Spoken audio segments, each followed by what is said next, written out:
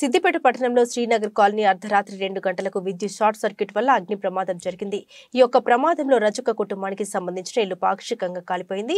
అలాగే ఇస్త్రీ దుకాణం పూర్తిగా కాలిపోయింది. ఈ యొక్క ప్రమాదానికి గల కారణాలు పక్కింటి వ్యక్తి ఇంటి నిర్మాణ సమయంలో నల్లటి కవర్ను ఉపయోగించి నిర్మాణ పని పూర్తి అయిన తర్వాత ఆ యొక్క కవర్ని తీయకపోవడం వల్లే ఆ యొక్క కవర్ పక్కనే వేలాడుతున్న విద్యుత్ వైర్లకి తగిలి అగ్ని ప్రమాదం సంభవించింది. ఈ యొక్క ప్రమాదంలో దాదాపు 1,50,000 రూపాయల ఆస్తి నష్టం జరిగినట్లు తెలుస్తోంది.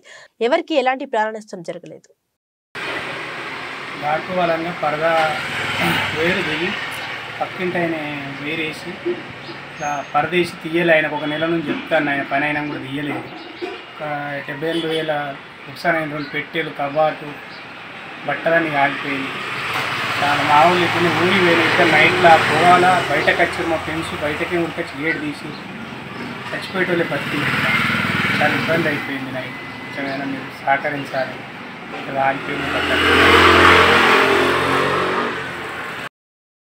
పాప నేను వండుకున్నాము.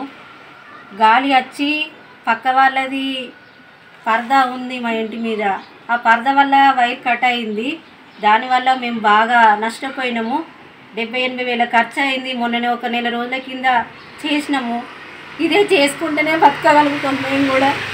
ఏదన్నా దయచేసి మీరు మా గురించి ఏదన్నా సహకారం చేయగలరా అని కోరుకుంటున్నాను.